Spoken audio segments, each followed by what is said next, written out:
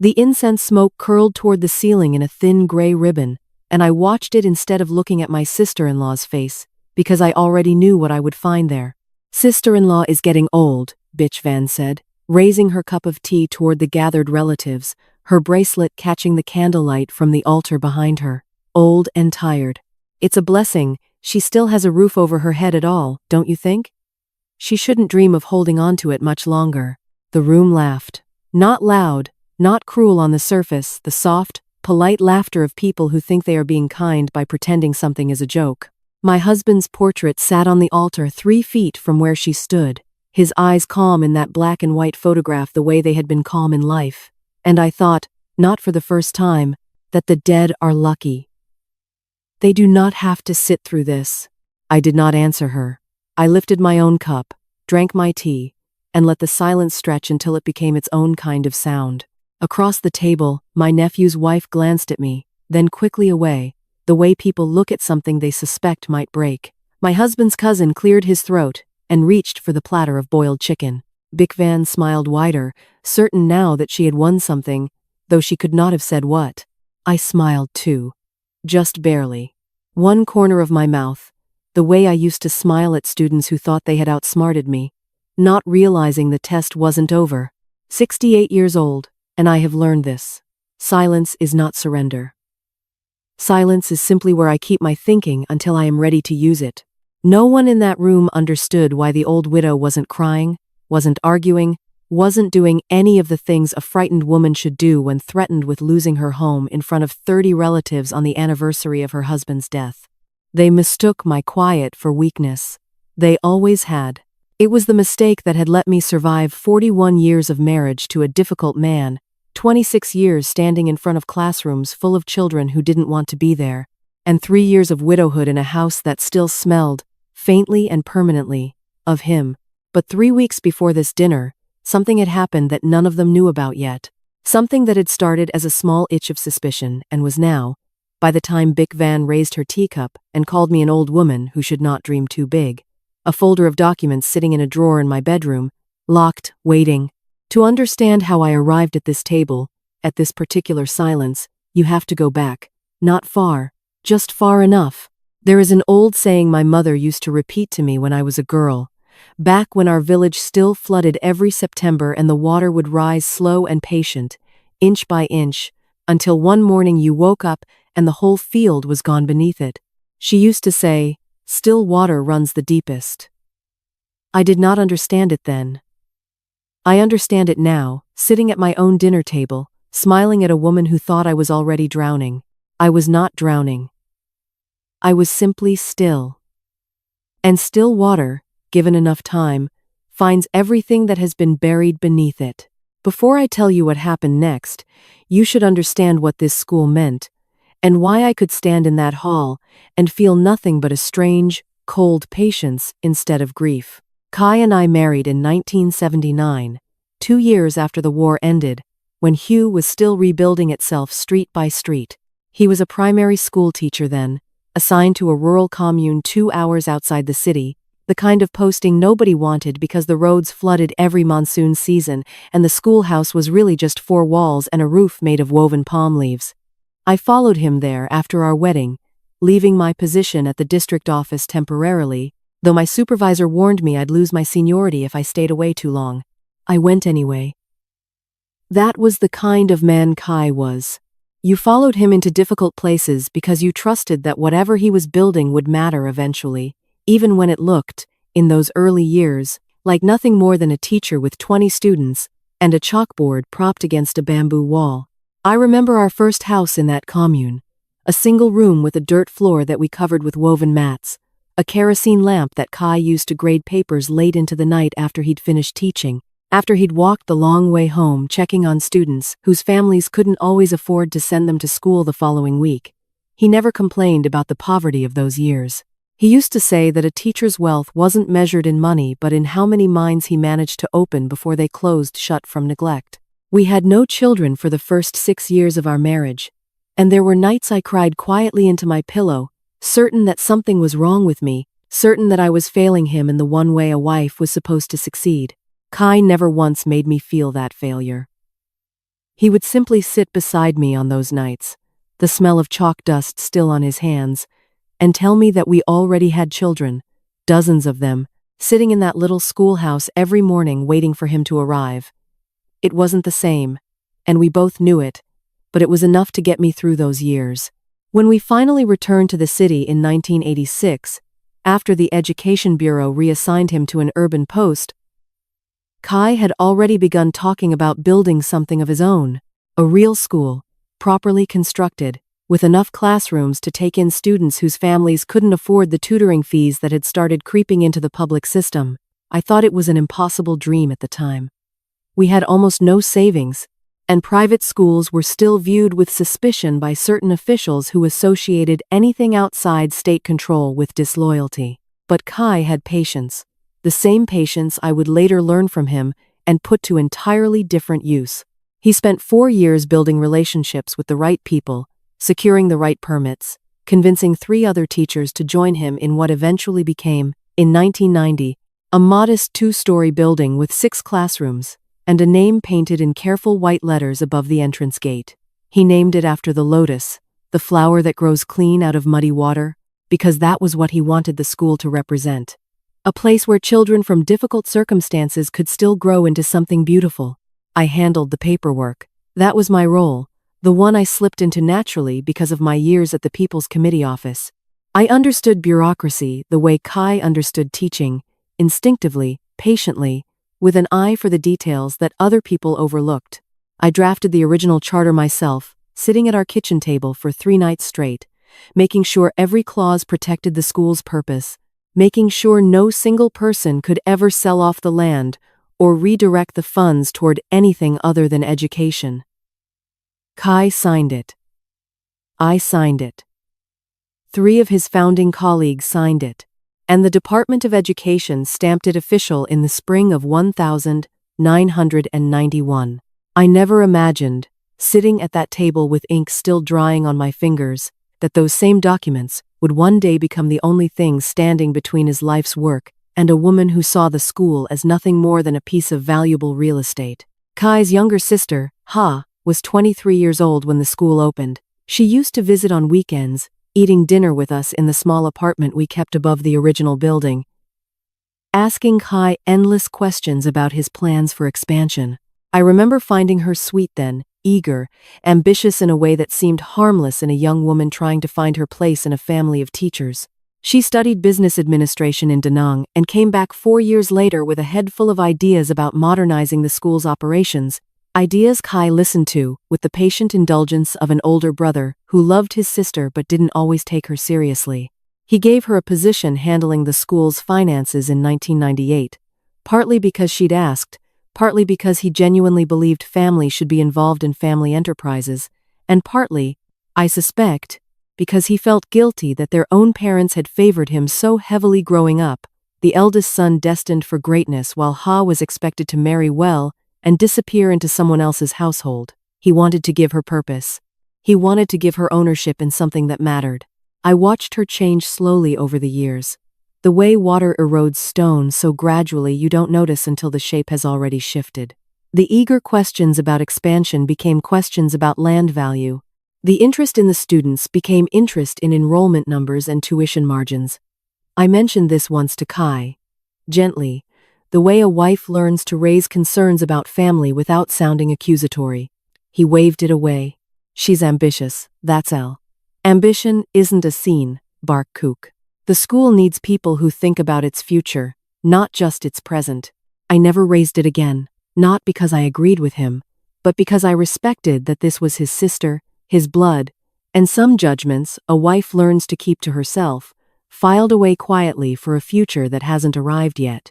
When Kai passed 3 years ago, a sudden heart attack on an ordinary Tuesday morning while he was reviewing exam schedules in his office, I expected grief to consume the months that followed, and it did, in waves that still catch me even now, usually late at night when the house feels too large and too quiet without him. But grief, I learned, has room beside it for other things too.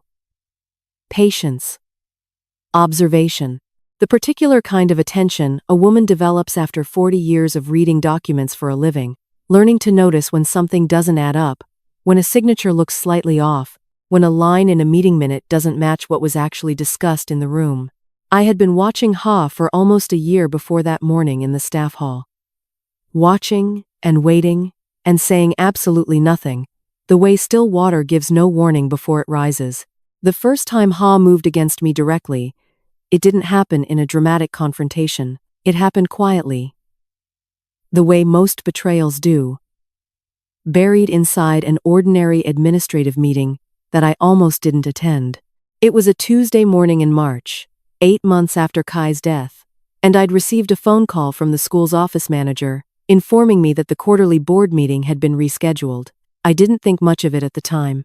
Schedules shifted constantly, teachers had conflicts, the venue sometimes needed adjusting for repairs. I simply noted the new date in my calendar and continued with my morning, watering the small garden of orchids Kai had planted along our back wall, the ones I still tended every day because somehow it felt like a conversation with him that hadn't quite ended. What I didn't know, what I wouldn't discover for another 3 months, was that the meeting hadn't actually been rescheduled at all. It had taken place exactly as originally planned, 1 week before the date I'd been given, in a smaller conference room on the school's second floor that I rarely had reason to visit.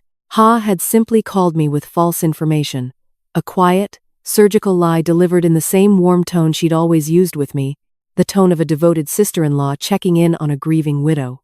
At that meeting, the board, consisting of 4 people now instead of the original 7 founders, 3 of whom had passed away or moved abroad over the decades, voted to restructure the school's governing committee. The official minutes, which I would only see months later, listed me as having voted in favor of the restructuring. My name appeared beside an electronic signature I had never created, attached to a document I had never seen, approving changes I would never have agreed to in 100 years. The restructuring removed my position as co-founder from any active decision-making role, reclassifying me as an honorary advisor with no voting power. It also installed a new financial oversight structure, placing Ha as the sole signatory on all major transactions exceeding 200 million dong, a threshold conveniently low enough that almost any significant decision now passed through her hands alone. I discovered this not through any dramatic revelation but through ordinary diligence, the kind of work I'd done for 40 years without anyone noticing or thanking me for it. I had developed a habit, in the months after Kai's death, of visiting the school's administrative office once a month simply to review the filing cabinets, partly out of nostalgia, partly because some instinct I couldn't fully name told me to keep paying attention even when everyone assumed an elderly widow had no further role to play. It was during one of these visits, in late June, that I found the photocopied minutes left carelessly on top of the machine, forgotten by whoever had used it last. I read through the document once, then twice, my hands suddenly cold despite the warm afternoon pressing against the office windows. The date of the meeting, my listed attendance, my fabricated vote. I sat down in the small wooden chair beside the photocopier, the same chair I used to sit in decades earlier when I helped Kai organize enrollment paperwork during the school's early years, and I allowed myself exactly 3 minutes to feel the full weight of what I was looking at. 3 minutes of something close to fear, something close to fury. Something that tasted bitter at the back of my throat like burnt rice. Then I folded the page carefully, slipped it into my handbag, and walked out of that office with the same unhurried pace I always used, nodding politely to the receptionist on my way out, mentioning nothing about what I'd found. That evening, I sat at my kitchen table, the same table where I'd drafted the original charter 33 years earlier, and I laid the photocopied minutes beside my own personal calendar from that period. The discrepancy was immediately, painfully clear. I had been in Da Nang that entire week, visiting my sister for her birthday. A trip I'd documented with hotel receipts, and a handful of photographs Min An had taken on her phone. I hadn't set foot inside the school building for 10 days. I thought about calling Ha directly, demanding an explanation, the way perhaps a different woman might have done. But 4 decades of working within bureaucratic systems had taught me something important about confrontation. The moment you reveal what you know, you lose the advantage of watching what happens next. You give the other person time to adjust their lies, to cover their tracks, to prepare their defense before you've even gathered enough evidence to make an accusation stick. So instead, I did what I had always done best. I observed. I waited. I began keeping a quiet record of everything that crossed my path. Every inconsistency. Every unexplained expense I glimpsed on documents left open in the administration office. Every conversation I overheard during my monthly visits that didn't quite match what Ha presented publicly to the staff and to me. I noticed the contractor's truck parked outside the school 3 times that summer, unloading equipment for renovations no one had mentioned to me. Renovations that seemed less concerned with classroom improvements and more focused on the southern wing of the property, the section closest to the main road, the section with the highest commercial value if the land were ever sold to developers. I noticed Darn Quoc Bao, the former head of the parent association, suddenly reappearing at the school after nearly 5 years of absence, no longer in his old role but introduced now as a strategic consultant, a title vague enough to mean almost anything. I remembered Bao from years earlier, a man who had once tried to convince Kai to lease part of the school grounds to a private tutoring company for additional revenue, an idea Kai had rejected outright, citing the original charter's strict prohibition against commercial use of any portion of the property. I began to understand, slowly, the shape of what was forming around me. Not a single betrayal but a careful architecture of deception, built piece by piece over months, designed to strip away my legal standing while keeping me publicly positioned as a respected but increasingly irrelevant widow, someone to be photographed at ceremonies, and quietly excluded from anything that actually mattered. I said nothing to Min An during those months, not wanting to burden a 16-year-old with suspicions I hadn't yet confirmed. I said nothing to Phuc either, though I noticed him watching me with a particular concern during those occasional visits, the kind of look an old student gives a teacher's widow when he senses something has shifted but can't quite name what. I kept my silence, and I kept watching. And I told myself the same thing my mother used to tell me during typhoon season when the water rose slowly along the riverbank, giving no warning of how deep it would eventually become. Patience is not the absence of action. Sometimes patience is the most demanding action of all. By the time autumn arrived, I had already begun making quiet visits to a law office 2 districts away, far enough from the school that no one would recognize me walking through the door, close enough that I could manage the appointments without drawing suspicion from anyone keeping track of my schedule. What I didn't yet know, sitting in that small law office for the first time in September, was just how much further this betrayal would reach before it was finished and how close to home the next discovery would strike. The law office belonged to a woman named Trun Thier Dear Lin, recommended to me by a former colleague from my committee days who now worked in property law. Her office sat above a small pharmacy on a quiet street, nothing like the polished buildings downtown where Ha's new business associates seemed to conduct their meetings. I preferred it that way. Quiet rooms make for quiet work. I brought the photocopied minutes with me on that first visit in September, along with my personal calendar, the hotel receipts from Da Nang, and a stack of old documents I'd kept in a metal box beneath our bedroom wardrobe for over 3 decades. The original charter, yellowed at the edges now but still legible, the founding meeting minutes from 1991, with all 7 original signatures, including my own, written in the careful, deliberate handwriting I'd been taught as a girl. Photographs from the school's opening ceremony, Kai standing proudly in front of the gate, me beside him in my best ao dai, both of us younger than Min An is now in some strange trick of memory. Dear Lin studied the fabricated meeting minutes for a long while, her expression unreadable, the particular stillness of a lawyer who has learned not to show her hand too early. Then she looked up at me and said something I have carried with me ever since. Mrs. Cook, what you're describing isn't simply a family disagreement. If what you're showing me is accurate, this constitutes document fraud and breach of fiduciary duty. But proving it will require more than this single page. We need to understand the full scope of what's been altered.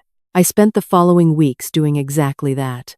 I requested official copies of the school's registration documents from the Department of Education, citing my standing as a listed founder, a request that took 6 weeks to process and arrived only after I'd made 2 follow-up visits in person, sitting patiently in waiting rooms, the way I'd once sat across the desk from countless citizens during my own years as a civil servant, understanding now from the other side how exhausting that patience could be. What arrived confirmed what I'd already suspected but hadn't yet been able to prove. The board restructuring document filed with the department bore my forged signature. But more troubling, the school's registered land use designation had been quietly amended 18 months earlier, shifting a portion of the property from educational institution, non-transferable, to a more ambiguous classification that left room for future commercial development. The amendment had been filed under Ha's signature as financial director, with a supporting letter claiming the change reflected updated school needs, a letter that referenced a board vote that, according to the original minutes I possessed, had never actually taken place. I sat in Dear Lynn's office that afternoon, the autumn light slanting through her window blinds in thin gold stripes across her desk, and I felt something shift inside my chest, something between vindication and a grief I hadn't expected. This wasn't simply about money or land anymore, though it was certainly about both. It was about Kai's life's work, his name carved into the very foundation of that building, being quietly hollowed out by his own sister, while I'd been mourning him in the privacy of our empty house. I thought of him then, the way I still sometimes did in unexpected moments, catching myself wanting to turn and tell him something before remembering the space beside me was empty. I thought of the small shrine I kept for him in our front room, the incense I lit every morning before breakfast, the photograph of him laughing at something just outside the camera's frame, taken the year before he died. I wondered what he would have said, watching his sister dismantle everything he'd built piece by careful piece. I suspected he would have been disappointed, but not surprised. He'd always seen the best in people, sometimes past the point where the evidence suggested he shouldn't. I was not my husband. I had spent 4 decades reading the worst in documents, the small inconsistencies that revealed larger truths, the gaps between what people said and what they actually did. Kai had built the school with faith. I would have to protect it with something colder and more precise. That evening, walking home from the bus stop in the early dusk, the wind carrying the first cool edge of autumn through the narrow street where I'd lived for over 30 years, I passed the small temple at the corner where neighborhood women still gathered each evening to light incense for their ancestors. I stopped, as I sometimes did, and lit a single stick for Kai, watching the thin gray smoke curl upward into the darkening sky, carrying with it whatever prayers I no longer had words for. I thought about the proverb again, the one about still water running deepest, and I understood now why it had stayed with me through all these months of quiet watching. People had spent my entire life mistaking my silence for emptiness. My colleagues at the committee office, who assumed the quiet woman processing their paperwork had no opinions of her own. Ha, who clearly believed that an elderly widow, stripped of her official role and grieving her husband, would simply accept whatever she was told and fade quietly into the background of a school that no longer needed her. What none of them understood was that still water doesn't stay still because it has nothing moving beneath the surface. It stays still because everything that matters is happening below, where no one thinks to look. I returned home that night and sat for a long while in front of Kai's photograph, the incense smoke curling between us, and I made a decision I'd been circling for weeks without quite admitting it to myself. I would not simply gather evidence and present it quietly to the proper authorities, the way Dear Lynn had initially suggested, filing a formal complaint that would wind its way slowly through bureaucratic channels while Ha continued, in the meantime, to consolidate her control over everything Kai had built. I would wait. I would continue gathering, continue watching, continue letting Ha believe that the grieving widow she'd dismissed posed no threat at all, and when the moment was right, when she was standing in front of everyone who mattered, certain of her victory, certain that the old woman with the silver bun had nothing left to offer except quiet acceptance, I would show them exactly what still water could do when it finally decided to rise. But that decision was still weeks away from becoming real, and I had no way of knowing, sitting there in the candlelit quiet of my front room, that the very next morning would bring a discovery I hadn't anticipated, something Min An would tell me in a hushed, frightened voice that would change the entire shape of everything I'd been planning. Min An found me in the kitchen the next morning, still in my nightgown, the kettle just beginning to whistle on the stove. She stood in the doorway with her school bag still on her shoulder, her uniform shirt only half tucked in, and I knew from the look on her face that something had shifted overnight. "Grandma, I need to tell you something, and I don't know if it's bad or if I'm just imagining things." Her voice had that particular wobble teenagers get when they're trying to sound calm and failing. I turned off the burner and motioned for her to sit. She sat across from me at the same kitchen table where I'd spread out the forged documents weeks earlier, and she told me what she'd overheard the previous evening, sitting in the back office of the school finishing a chemistry assignment while waiting for her ride home. The office door cracked just enough that voices carried through without anyone realizing she was still there. Ha had been on the phone, speaking to someone Min An didn't recognize, her voice low but clearly audible in the empty hallway. The land assessment came back higher than we expected. If we move forward with the southern wing before the new fiscal year, we avoid the updated zoning restrictions entirely. A pause, then, no, the family won't be an obstacle. The widow has no real standing anymore, not since the restructuring, and the granddaughter is just a child. She doesn't even know what questions to ask yet. The granddaughter is just a child. I felt something cold settle behind my ribs, listening to Min An repeat those words back to me, her hands wrapped tight around her teacup as though she needed something solid to hold on to. But it was what came next that turned my blood to ice water. Min An had heard Ha mention a name, Pacific Sun Education Group, a private investment company she didn't recognize, followed by a number that made even my steady hands tremble slightly when Min An wrote it down on a napkin to show me, 12 billion dong.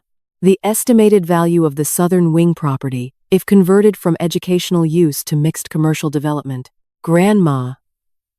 What does that mean? Are they going to sell part of the school?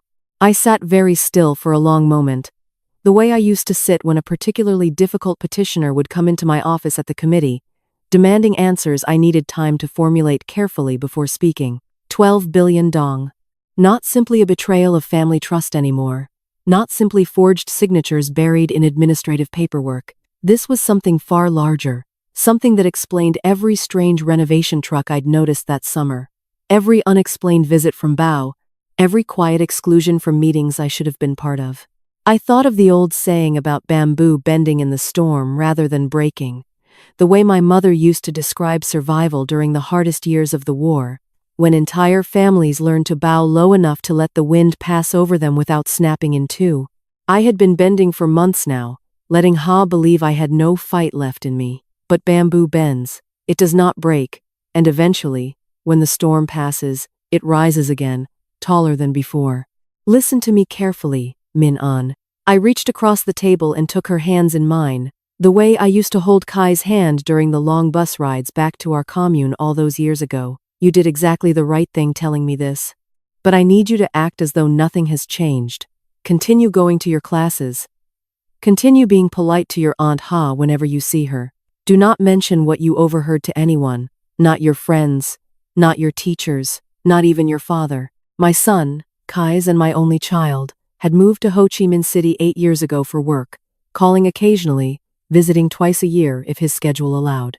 He'd never shown much interest in the school's daily operations, content to let his aunt handle what he viewed as tedious administrative matters. I loved him, but I had long ago stopped expecting him to notice what was happening here, 300 kilometers away from his apartment and his career. Why can't I tell anyone? If they're really planning to sell part of the school, because the moment they realize we know, they will move faster, and they will cover their tracks more carefully. Right now, they believe we are blind. That is the only advantage we have. I squeezed her hands gently. Your grandfather used to tell his students that the quietest fish in the pond sees everything the loud ones miss, because the loud ones are too busy making noise to notice who's actually watching. Min An nodded slowly, though I could see the fear still sitting behind her eyes, the particular fear of a 16-year-old realizing for the first time that adults she trusted were capable of genuine cruelty. That family didn't automatically mean safety. After she left for school that morning, her bag heavier somehow, with the weight of what she now carried, I sat alone in the kitchen and allowed myself to feel the full force of what I'd just learned. 12 billion dong.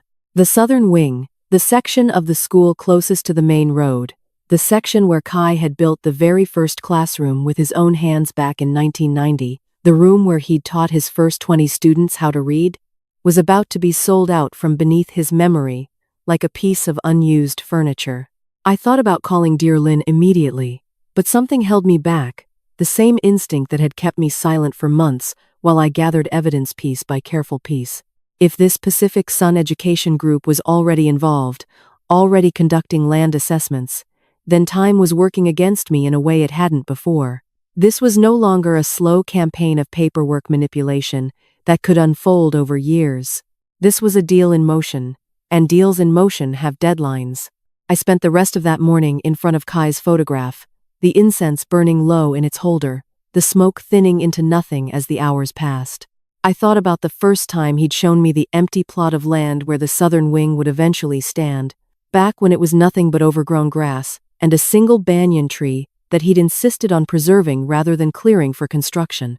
Some things are worth building around, Barchkook, he'd said, even when it would be easier to cut them down. The banyan tree was still there, I knew, standing at the edge of the southern wing courtyard, its roots now wrapped deep into the foundation of everything Khai had built. I wondered if Ha had even considered what would happen to that tree if her plans moved forward, or if she'd already calculated its removal into the cost of construction, one more inconvenient piece of history to be cleared away in service of a number on a balance sheet. I called Dear Lin that afternoon, and for the first time since this entire ordeal began, I heard genuine urgency in her voice. Mrs. Cook, if there's an active sale negotiation underway, we need to move faster than I originally planned. I need everything you have, and I need to bring in someone who specializes in land use fraud specifically. This is no longer just a family matter. This could be criminal. I sat with the phone against my ear, watching the last thread of incense smoke dissolve into the afternoon light, and I felt the strange, quiet calm that always settled over me right before I made a difficult decision. The water was rising now, faster than I'd expected, and somewhere beneath that rising water, I could feel the current finally beginning to turn in my favor. Dear Lin's recommendation arrived 3 days later in the form of a man named Huang Duk Thung, a property fraud investigator who'd spent 15 years working land disputes throughout the province before retiring from government service to open his own consulting practice. He was perhaps 60 years old, with the careful, methodical manner of a man who'd spent decades reading documents for hidden contradictions, not unlike my own years at the committee office, though his expertise ran considerably deeper into the specific mechanics of how land fraud actually unfolded. We met for the first time in Dear Lin's office on a Thursday afternoon, the autumn rain tapping steadily against the windows, and I laid out everything I'd gathered across her desk like pieces of a puzzle I'd been assembling for months without fully understanding the final picture. The forged board minutes, the altered land use registration, the hotel receipts from Da Nang proving I couldn't have attended the meeting where my signature, written out carefully in my own handwriting, since I refused to let my granddaughter testify to anything until absolutely necessary. Thung studied each document with a slow, deliberate attention that reminded me, oddly, of Kai examining a student's exam paper, looking not just at the final answer but at every step of reasoning that led there. Mrs. Cook, he said finally, setting down the altered land use registration. This amendment was filed using a digital signature system that requires biometric verification. Whoever submitted this either had access to your sister-in-law's actual credentials, which seems likely given her position, or they bypassed the system through a clerk willing to look the other way for the right price. Can you find out which? Give me 2 weeks. It took him exactly 11 days. During that time, I continued my careful performance of irrelevance, attending the small ceremonial events the school still invited me to, the kind where Ha would introduce me to visiting parents as our beloved founding family advisor, her smile warm and practiced, her eyes never quite meeting mine for longer than necessary. I smiled back, asked polite questions about enrollment numbers, complimented the renovated reception area, and gave absolutely no indication that I now possessed enough evidence to dismantle every assumption she'd built her entire scheme upon. There was a particular satisfaction in those weeks that I hadn't expected to feel, a quiet, private hum of vindication beneath my carefully maintained calm. Each time Ha spoke to me with that same false warmth, each time she patted my hand and told me how grateful she was for my continued support of the school's transition, I thought of the folder sitting in Dear Lin's office, growing thicker by the week, and I felt something close to amusement settle in my chest. Let her believe what she wanted to believe. Let her keep building her tower on a foundation I was quietly excavating from beneath her feet. Thung's report, when it finally arrived, confirmed what we'd suspected, but with details more damning than I'd anticipated. The clerk at the district land registration office, a young man named Tuan who'd only held his position for 2 years, had accepted payments totaling 15 million dong over the previous 8 months to expedite and approve documentation that should have required additional verification. Bank records, which Thung had obtained through channels I didn't fully understand and chose not to question, showed the payments originating from an account registered to Darn Kwok Bao, the supposed strategic consultant, rather than directly from Ha herself, a careful layer of separation designed to protect her if anyone ever traced the money. They were careful, Thung told me during our follow-up meeting, but not careful enough. Most people who commit this kind of fraud assume no one will ever look closely enough to find the seams. They're usually right, because most victims don't have the patience or the resources to investigate properly. You had both. I thought about that observation for a long while after I left his office that evening, walking home through streets slick with the season's first heavy rain, my umbrella doing little against the wind that kept turning it inside out. Most victims don't have the patience.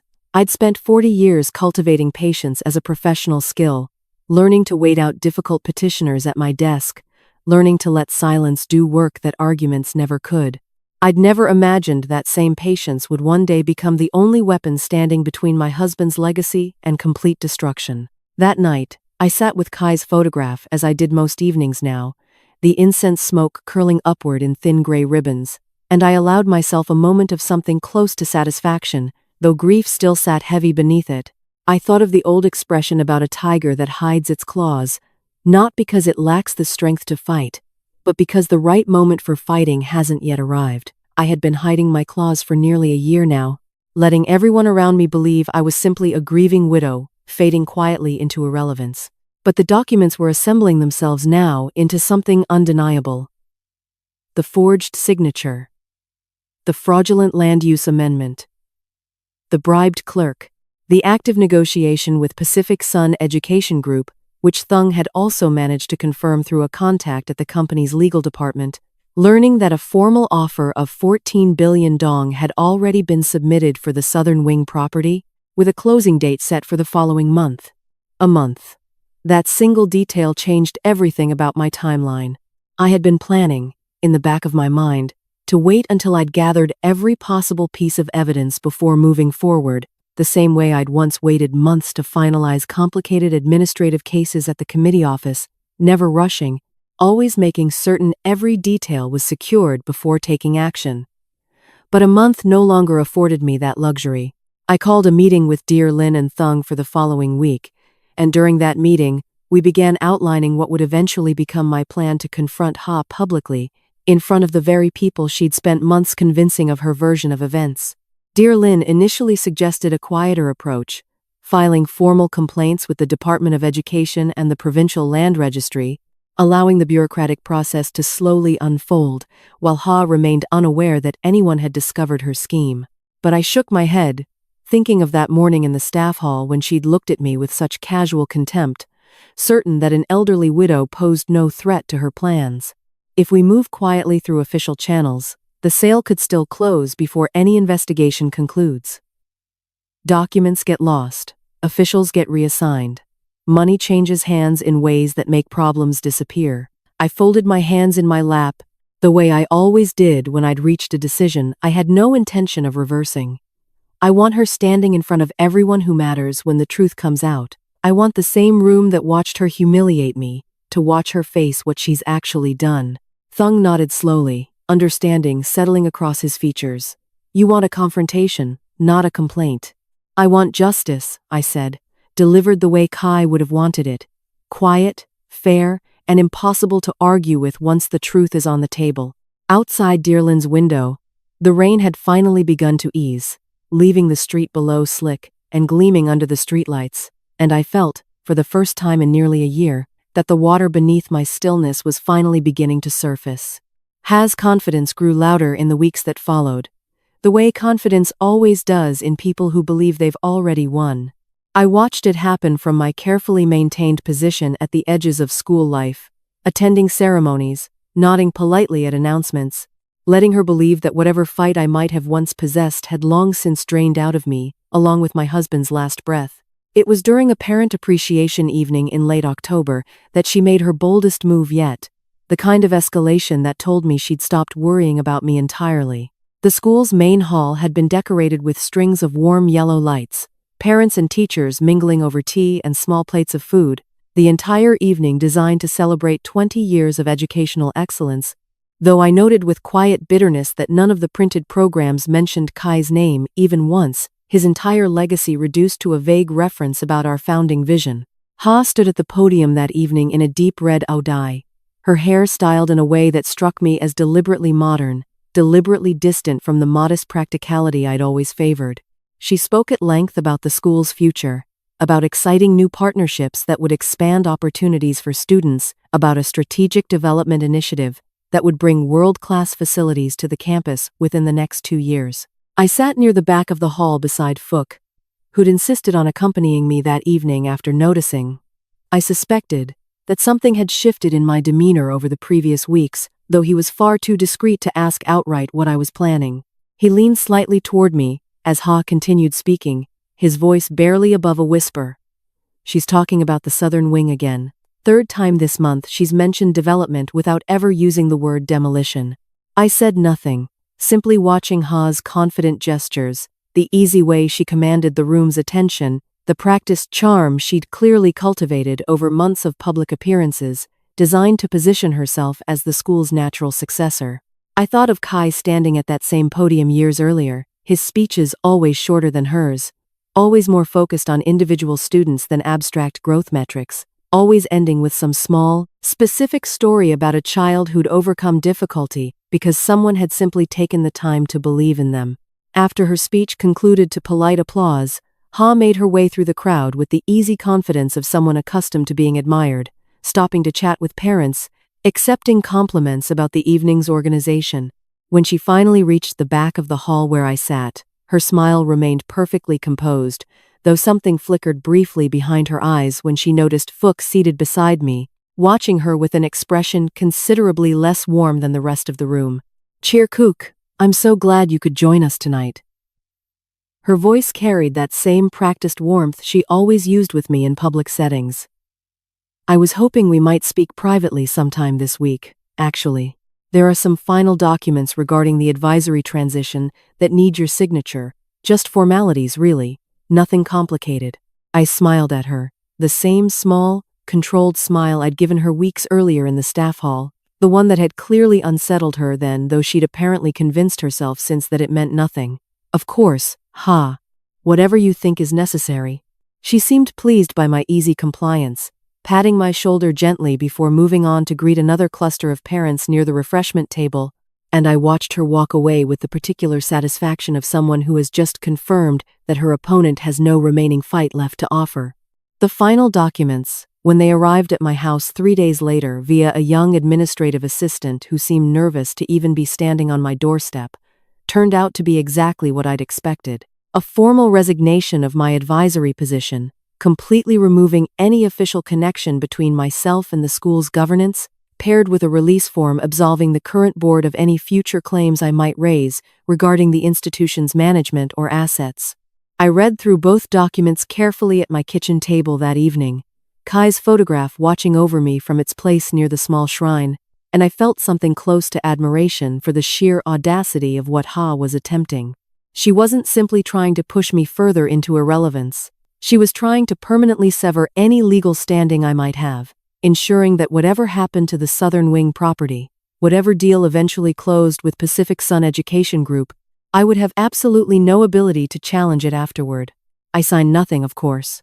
Instead, I called dear Lynn that same evening, reading the documents to her over the phone while she made careful notes about the language Ha's lawyers had used, language that revealed, perhaps more than Ha intended, just how urgently she needed my cooperation before the development deal could move forward without legal vulnerability. "This is good news, actually," dear Lynn told me, a note of something almost like excitement entering her usually measured voice.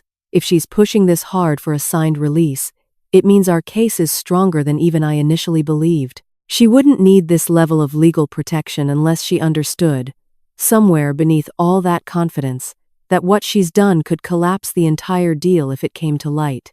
I thought about that conversation long after I hung up the phone, sitting alone in my kitchen as the autumn evening deepened into full darkness outside my window. I remembered an expression my mother used to repeat during the difficult years after the war.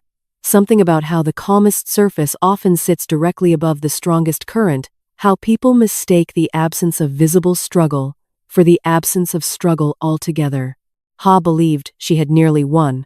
She believed the grieving widow had finally accepted defeat, finally agreed to fade quietly into the background while younger, more ambitious hands reshaped everything Kai had built into something unrecognizable. She was sending me release documents now, not because she feared me, but because she was simply tidying up the last loose thread before closing a deal worth 14 billion dong. What she didn't understand, what she had never understood despite years of watching me sit quietly through family gatherings and school ceremonies, was that I had spent my entire professional life learning to read exactly this kind of confidence, the particular carelessness that settles over people right before they make their most costly mistake. I placed the unsigned documents in the same metal box where I kept the original charter, closing the lid carefully, and I felt the strange, electric calm of a woman who finally understands that the storm she's been quietly preparing for has nearly arrived. Somewhere in those documents Ha had so confidently sent me, in her urgent need for my signature, I could feel the first real crack forming in the foundation she'd spent months so carefully constructing. I had no way of knowing, sitting there in my dimly lit kitchen, that the very next discovery, the one that would finally explain everything, the one that would cut deeper than any forged signature or fraudulent land registration ever could, was still waiting just beneath the surface, closer than I imagined. The discovery that broke something inside me, the one I still have difficulty speaking about even now, arrived not through Thung's careful investigation or Dear Lin's legal research, but through an old wooden box that Fook brought to my house on a quiet Sunday afternoon in November, his hands trembling slightly as he set it down on my kitchen table. "I should have given you this months ago," he said, his voice rough with something I couldn't immediately identify. I didn't understand what I was looking at until last week, when I finally sat down and read through everything properly. The box contained papers Kai had kept in his private desk at the school, items Fook had quietly removed and stored at his own home in the chaotic weeks following Kai's death, unwilling to let Ha simply discard whatever she deemed unnecessary during the administrative reorganization that followed. Among ordinary documents, old grade books and correspondence with the education department, I found a sealed envelope addressed to me in Kai's familiar handwriting, dated just 3 weeks before he died.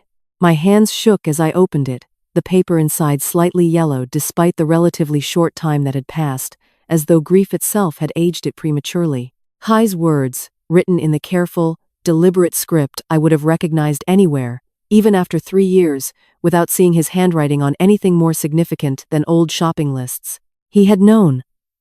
3 weeks before his heart attack, Kai had already discovered irregularities in the school's financial records, discrepancies in equipment purchases that didn't match actual deliveries, vendor payments that seemed to route through companies with no verifiable business address. He'd written that he suspected Ha, though he hadn't wanted to believe it, hadn't wanted to accuse his own sister without absolute certainty, and so he'd been quietly gathering his own evidence, planning to confront her privately before involving anyone else, hoping desperately that he was wrong. The letter ended with words that broke something loose in my chest that I'd been holding carefully in place for 3 years. "If something happens to me before I resolve this, back cook, please don't let my silence become her permission. I should have trusted you with this sooner." I was afraid of what it would mean for our family if I was right. I sat at that table for nearly an hour after reading those words, the November afternoon light slowly shifting across the kitchen floor, Fook sitting quietly across from me, offering no words because none seemed adequate to the moment. Kai had died not from an ordinary heart attack on an ordinary Tuesday morning, not entirely. He had died carrying the weight of a betrayal he'd been too afraid and too loving to fully confront, his heart giving out under stress that none of us, in our grief, had ever thought to question. I thought of those final weeks of his life, weeks I remembered now with a different, more painful clarity. He had seemed tired more often than usual, distracted during dinner, staying later at the school office than his usual schedule required. I'd attributed it to the ordinary exhaustion of running an institution, never imagining that he was quietly trying to confirm whether his own sister had been stealing from the school they'd built together, never imagining the particular loneliness of carrying that suspicion alone, unwilling to burden me or risk tearing apart what remained of his family without absolute proof. If something happens to me before I resolve this, he had written those words as a precaution, a hedge against an uncertain future, never imagining how prophetic they would become just 3 weeks later. I would never know, not with absolute certainty, whether the stress of that discovery had contributed to the heart attack that took him from me, whether the strain of carrying that secret alone had quietly worn down a heart that had otherwise seemed perfectly healthy. But I knew, sitting at that table with his handwriting trembling slightly under my fingers, that grief and rage could occupy the exact same space inside a person, indistinguishable from one another in their intensity. Fook finally spoke, his voice quiet.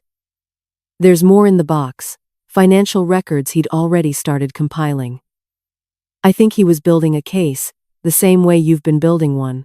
I spent the rest of that day going through everything Kai had left behind, finding receipts and bank statements he'd quietly photocopied, vendor invoices he'd flagged with small question marks in the margins, the careful, methodical beginnings of an investigation he never lived to complete. It was clear, looking through his notes, that he'd identified the same shell companies Thung had recently traced through Bao's bank accounts. 3 years before any of us had formally confirmed the connection, Kai had seen it first. He'd simply run out of time to finish what he started. That evening, after Fook left and the house fell into its familiar quiet, I sat in front of Kai's photograph longer than I had in months, the incense burning low, the smoke curling upward into a darkness that felt, for the first time since his death, genuinely heavy with unfinished business. I thought of the proverb about still water, the one I'd carried with me through this entire ordeal. And I understood now that the water I'd been so carefully containing wasn't only my own patience, my own careful investigation. It was also Kai's unfinished grief, his unspoken fear, his love for a sister he'd been unable to fully condemn even as the evidence mounted against her. I picked up his letter again, reading it one final time before carefully placing it back in its envelope, my decision finally crystallizing into something unshakable. This was no longer simply about protecting the school's assets, or even about restoring my own dignity after months of careful humiliation. This was about honoring the suspicion my husband had carried silently to his grave, the investigation he'd never been able to finish, the family betrayal he'd loved too deeply to fully face. I would finish what he started. I owed him that much, and more besides. I called dear Lin and Thung the following morning, requesting an emergency meeting, my voice steadier than I expected given the weight pressing against my chest since the previous afternoon. When they arrived at my house that evening, I laid Kai's letter alongside everything else we'd gathered, watching their expressions shift as they understood the full timeline of what had actually happened. This changes the legal framing significantly, dear Lin said quietly, reading through Kai's handwritten notes with visible emotion crossing her usually composed features. If we can establish that he was actively investigating fraud at the time of his death, and that his death may have been connected to the stress of that discovery, this isn't just financial fraud anymore. This becomes a case with much deeper implications. I shook my head slowly, my hand still resting on the envelope containing my husband's final, unfinished message to me. I'm not interested in proving causation for his death. That isn't a battle I can win, and it isn't the battle I need to win.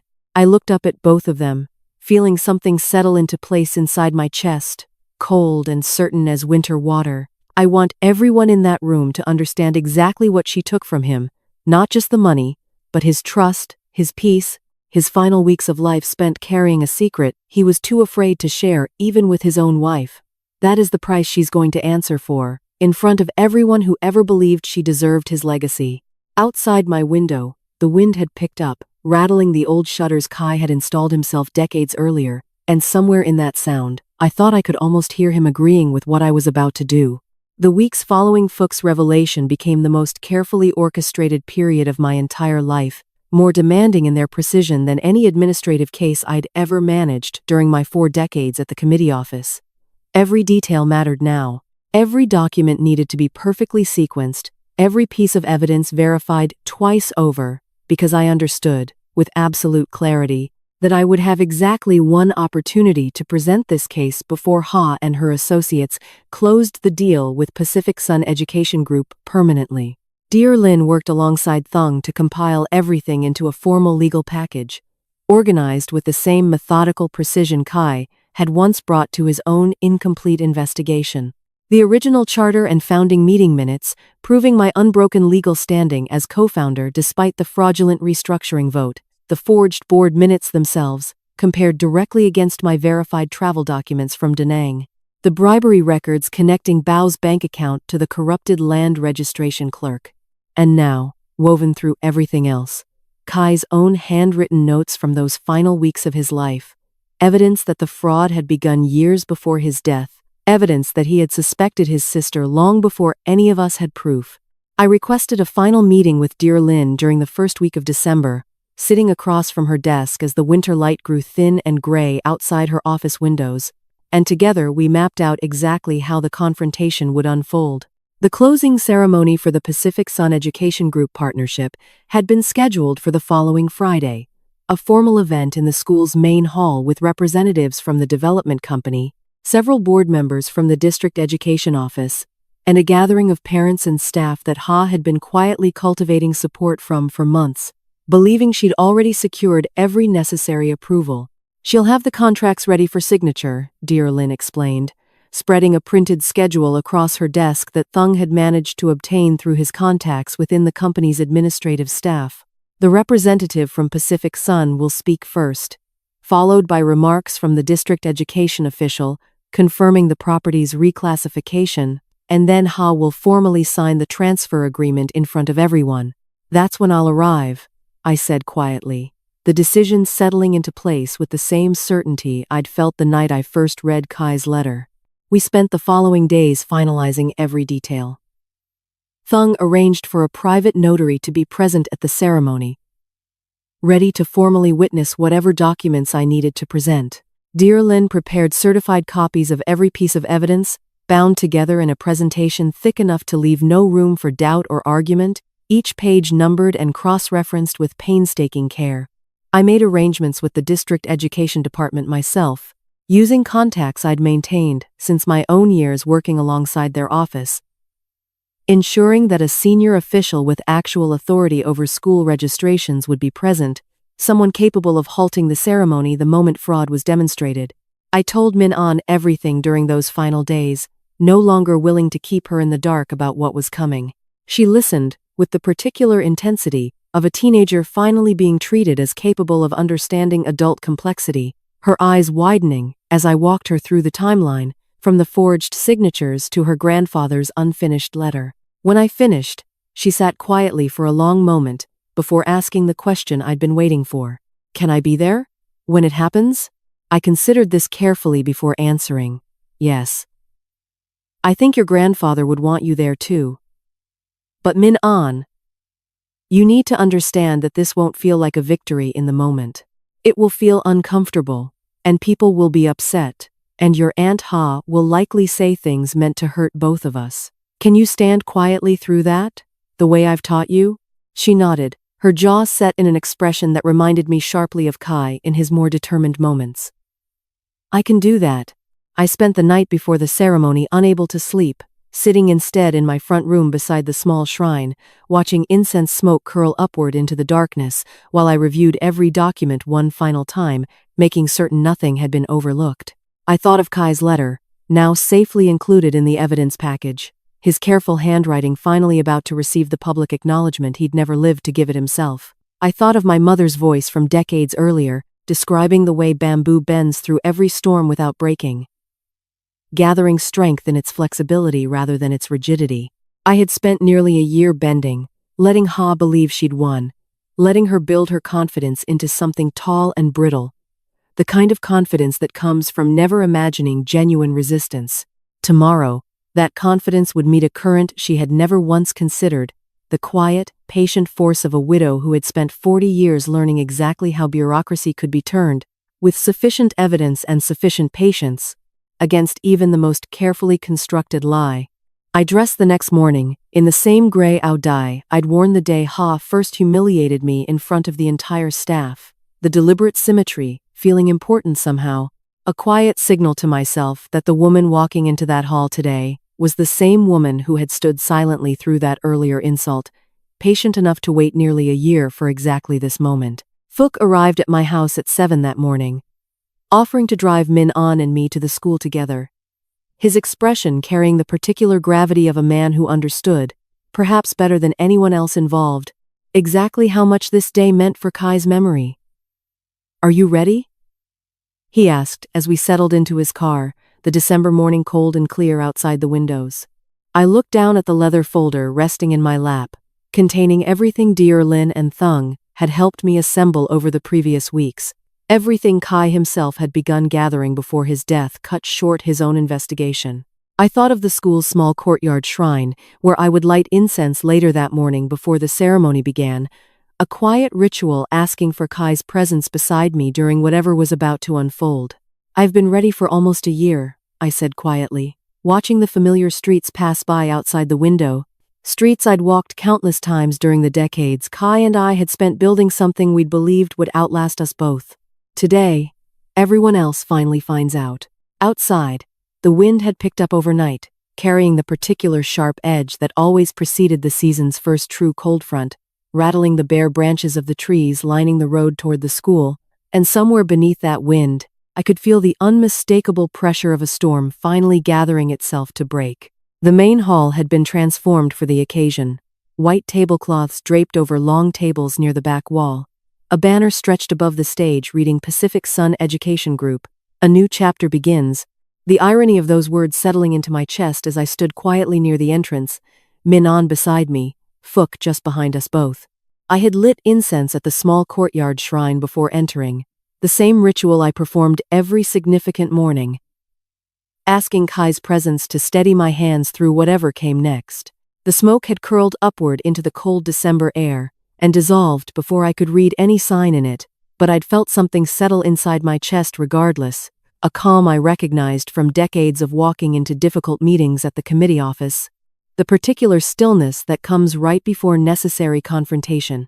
Ha stood near the front of the hall in a deep emerald ao dye, accepting congratulations from a cluster of well-dressed representatives I assumed belonged to Pacific Sun Education Group.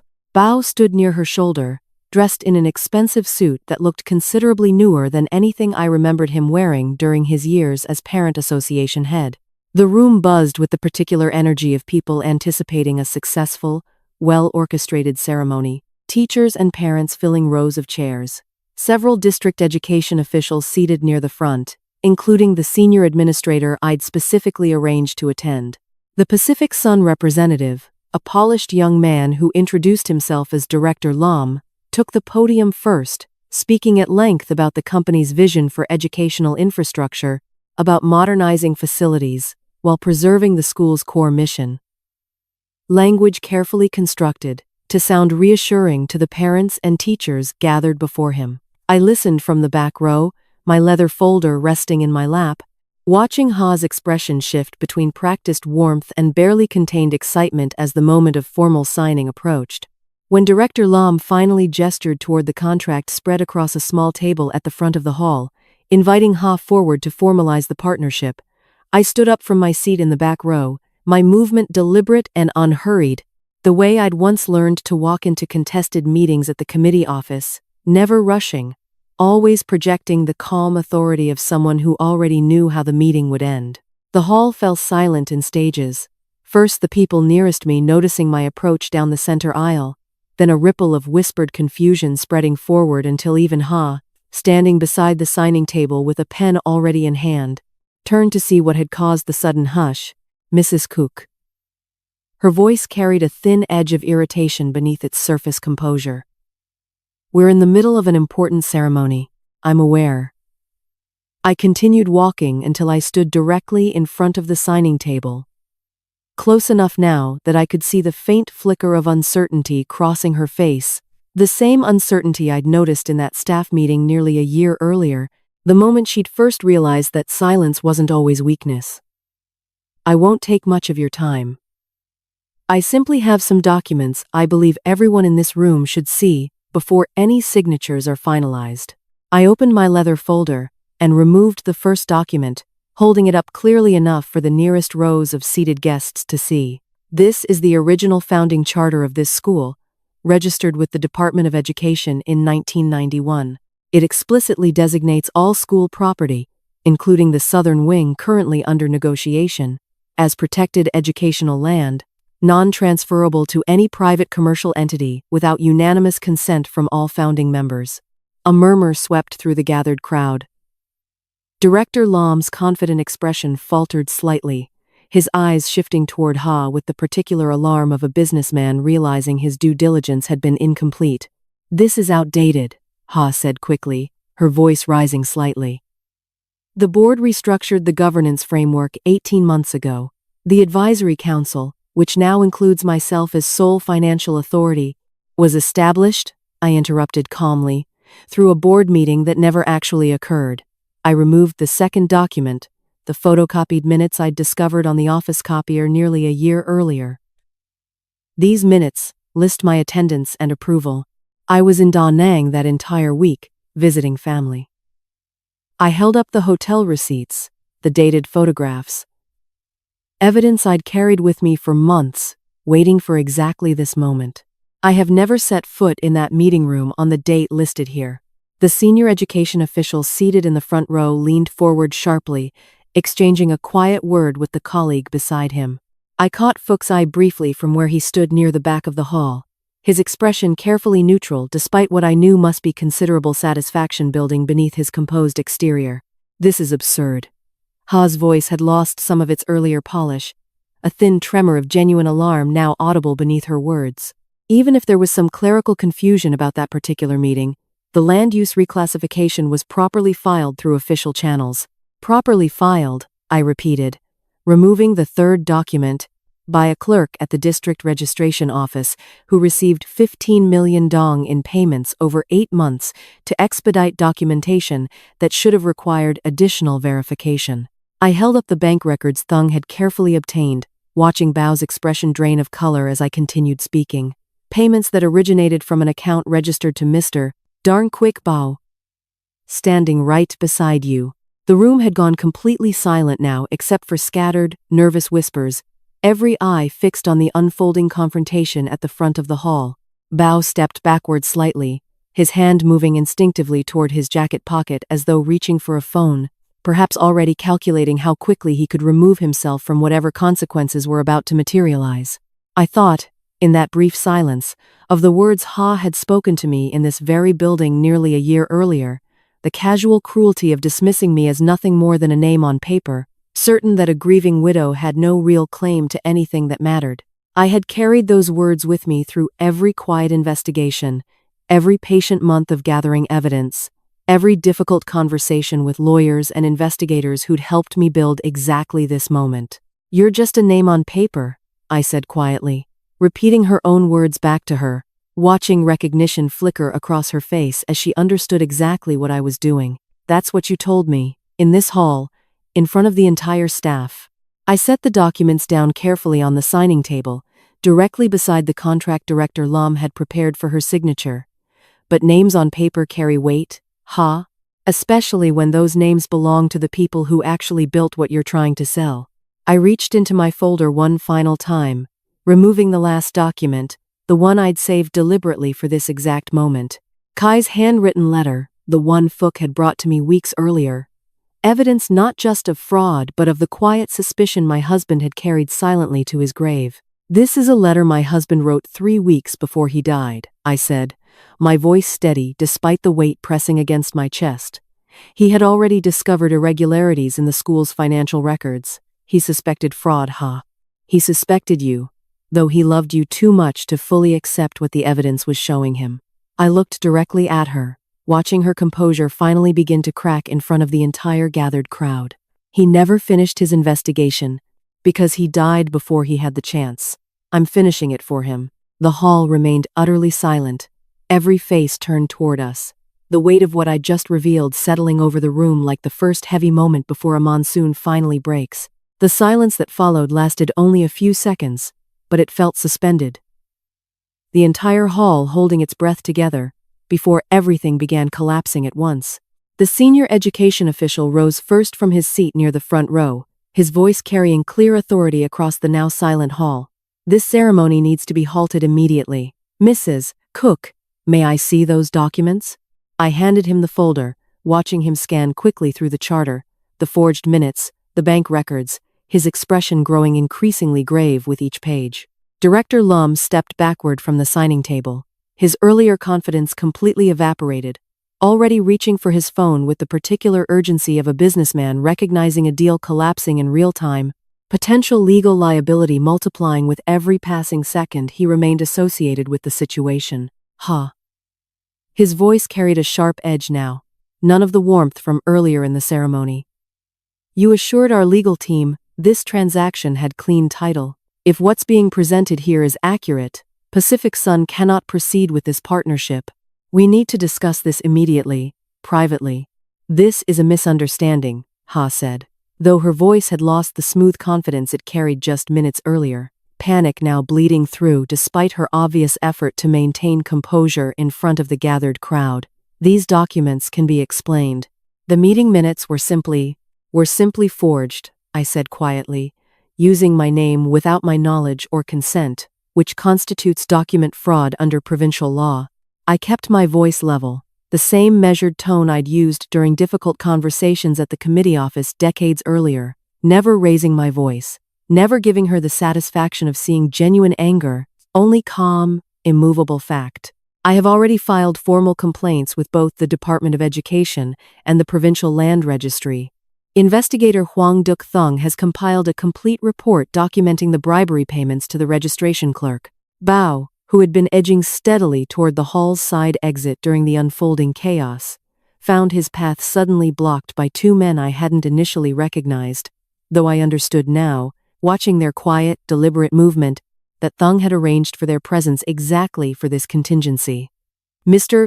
Darn Kwok Bao, one of them said, his voice carrying official weight, we need to speak with you regarding payments made to a district registration clerk. Please come with us. The crowd, which had remained largely silent through the initial confrontation, began murmuring louder now, parents turning to whisper urgently with one another, several teachers near the front, exchanging glances of barely concealed satisfaction. I caught sight of Teacher Fook standing near the back wall, his expression carefully neutral, though I knew him well enough to recognize the deep, quiet vindication settling beneath his composed exterior. Ha turned to face the crowd, perhaps sensing that her only remaining strategy involved appealing directly to public sympathy, rather than continuing to argue against documents that clearly carried official weight. Everyone, please, I understand this looks troubling, but I have devoted years to this school. Whatever procedural mistakes may have occurred, my intentions were always to modernize and strengthen what my brother built, not to harm it. Your intentions, I said, my voice carrying clearly through the hall, were to sell the Southern Wing property for 14 billion dong to a private development company, converting protected educational land into commercial real estate, while removing my legal standing through forged documents and bribing officials to falsify land use registration. I let the silence stretch for a moment, watching her face, watching the crowd's expressions shifting steadily from confusion towards something closer to disgust. Those aren't procedural mistakes, Ha. Those are crimes, carefully planned over the better part of 2 years. A woman near the front row, a parent I recognized vaguely from school events, though I couldn't immediately recall her name, stood up suddenly, her voice carrying sharp disbelief across the hall. I donated money last spring for the Southern Wings Renovation Fund. You told us it was for new classroom equipment. Another voice joined her, a father somewhere in the middle rows. My son's tuition increase last semester. You said it was funding facility improvements. The questions multiplied rapidly now, parents and teachers alike standing to voice their own confusion and growing anger, the careful narrative Ha had constructed over many months, unraveling in real time, before the entire gathered crowd. I stood quietly amid the rising chaos, my part in the confrontation essentially complete, watching Ha's empire collapse not through any further action of my own, but through the simple, inevitable weight of truth finally meeting daylight. Director Lam had already moved several meters away, speaking urgently into his phone.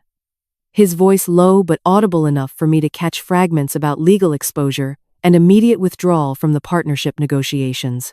The two men who had detained Bao were now escorting him toward the hall's exit, his earlier confidence completely gone, replaced by the particular desperate panic of someone watching years of careful planning collapse within minutes. The senior education official, who had been quietly conferring with his colleague throughout the unfolding chaos, finally stepped forward to address the crowd directly, his voice carrying official authority that immediately quieted the murmuring hall. Effective immediately, the Department of Education is suspending all administrative authority currently held by Miss Lather-Knock, pending full investigation into these allegations. The land use reclassification will be reversed, restoring the Southern Wing's protected educational designation. This ceremony is concluded. Ha stood alone now near the signing table, the contract still spread before her, completely abandoned by the partnership she'd spent months carefully constructing. I watched her eyes scan the crowd, searching perhaps for some remaining ally, some sympathetic face willing to defend her, but finding only the steady, unforgiving gazes of teachers and parents who had just learned exactly how thoroughly they'd been deceived. She turned finally toward me, her composure completely shattered now, something raw and desperate replacing the practiced warmth she'd maintained for so many months. "You destroyed everything I built here." "No," I said quietly, gathering my documents back into their folder, my voice carrying enough weight to reach the still murmuring crowd around us. "I protected everything my husband built. What you constructed on top of his legacy was never yours to claim." I turned and walked back toward Min-an, who stood near the back of the hall with tears visible in her eyes, though her expression carried something closer to fierce pride than sadness. Fook fell into step beside us as we made our way toward the exit, the crowd parting quietly to let us pass. Several parents reaching out to touch my shoulder gently as I moved through them, murmured words of apology and gratitude, blending together into something I didn't fully process until we'd stepped outside into the cold December air. Behind us, the hall remained in chaos, Ha's voice rising in increasingly desperate protests as officials continued questioning her, but I didn't look back. The storm I'd felt gathering for nearly a year had finally broken, and standing there in the courtyard beside the old banyan tree Kai had once insisted on preserving, I felt, for the first time since his death, something that resembled genuine peace settling into the empty space where grief had lived for so long. The investigation that followed took nearly 4 months to fully resolve, working its way through the careful bureaucratic channels I understood intimately from my own decades of government service. Ha was formally removed from any administrative role connected to the school, her financial authority revoked permanently, the land use reclassification reversed and restored to its original protected status exactly as Kai had intended when he first registered the charter back in 1991. Bao faced separate criminal charges related to the bribery scheme, his carefully constructed consulting career collapsing entirely once the registration clerk, facing his own legal consequences, confirmed every payment Thong had traced through the bank records. I never pursued criminal charges against Ha directly, despite Dear Lin's initial recommendation that I do so.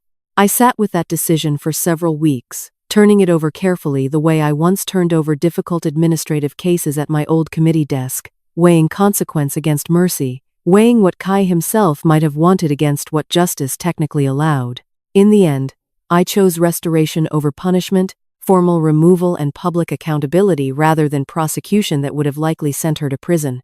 It wasn't forgiveness, not entirely. I don't know if I will ever fully forgive what she did. The years of quiet manipulation, the forged signatures, the slow dismantling of everything her own brother had spent his life building.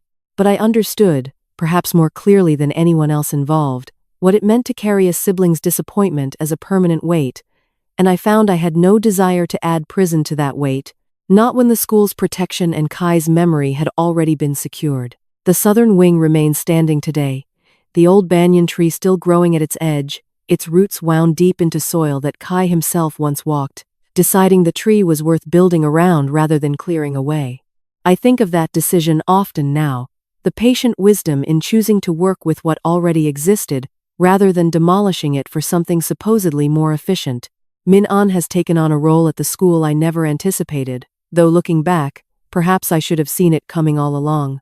She spends her afternoons now in the administrative office, learning the careful, patient work of managing institutional paperwork, insisting that she wants to understand every document, every regulation, every protective clause her grandfather wrote into that original charter so many years ago. She tells me she wants to eventually take over formal stewardship of the school, once she finishes university, not as an owner seeking profit, but as a guardian continuing what her grandparents started. I gave her the original charter last month, the actual physical document I'd kept folded in that metal box beneath our wardrobe for over 3 decades. The ink slightly faded now, but every word still perfectly legible. I told her the same thing my husband once told me, sitting at that same kitchen table decades earlier, both of us young and uncertain about whether the dream we were building would ever amount to anything lasting. A school built on protection rather than profit will always need someone willing to defend it quietly, patiently, for as long as that protection remains necessary. Phuc retired from teaching last spring, though he still visits the school regularly, sitting with me sometimes in the courtyard near Kai's small memorial plaque, the one the district education office insisted on installing after the investigation concluded, finally giving my husband's name the public acknowledgement that 20 years of careful, quiet teaching had always deserved. We don't speak much during those visits, 2 old people sharing comfortable silence the way only decades of shared history allow, but I find a particular comfort in his presence, the last living connection to those early years when the school was nothing more than a shared dream between a young teacher and his patient wife. I light incense every morning still, the same small ritual I've maintained since Kai's death, watching the thin gray smoke curl upward into whatever light happens to be filtering through our front room window that particular morning. I think of him often during those quiet moments, his unfinished letter still safely preserved in the same metal box where I once kept the charter, a reminder now not of what I lost, but of what I managed to finish on his behalf. I think, too, of an old saying my mother used to repeat during the difficult years of my childhood, watching the river swell each flood season along the banks near our family home. The water that runs quietest is often the deepest, she would tell me, her voice carrying the particular wisdom of someone who had survived more storms than she ever wanted to count. People mistake stillness for emptiness because they have never learned to look beneath the surface for what's actually moving there. I understand those words differently now than I did as a young woman first hearing them. I spent nearly a year being underestimated, dismissed as nothing more than a name on paper, a grieving widow with no remaining fight left to offer the world. I let that underestimation become my advantage, the same way Kai once let an overgrown banyan tree become the foundation's strength rather than its obstacle, building around what others would have simply cleared away. I did not become wealthier through any of this. The school's assets remain exactly where Kai always intended them, protected for education rather than profit, and I have never once regretted choosing restoration over personal gain. What I recovered instead was something I value considerably more than money ever could have offered. My husband's unfinished legacy, properly honored, my granddaughter's understanding of what genuine stewardship requires, and my own quiet dignity, restored not through anger or vengeance, but through patience exercised long enough to let the truth surface entirely on its own timeline. Some evenings now, sitting in my front room with the incense burning low, and Kai's photograph watching over the quiet space we once shared, I find myself thinking about that morning, so many months ago, standing silent in the staff hall, while Ha told the entire room that I was merely a name on paper, that the school belonged to her now. She was wrong, of course, though I never needed to raise my voice to prove it. I simply waited, the way still water always waits, gathering its quiet strength beneath a surface that gives nothing away until the moment finally arrives to rise. If you are an older parent who feels invisible in your own family, if you have ever been spoken over, dismissed, or made to feel like your years of sacrifice somehow earned you less respect instead of more, I want you to hear this. You are not a name on paper. You are not furniture in a room you built with your own hands. Your patience is not weakness, and your silence does not mean you have nothing left to give. Sometimes the quietest people in the room are the ones still standing strongest when everything else falls apart. If this story meant something to you, give it a like and subscribe to the channel so you never miss the next one. It really does help us keep telling these stories. If you were in Ba Cook's place, would you have chosen to forgive? Or would you have wanted Ha to face the full weight of the law?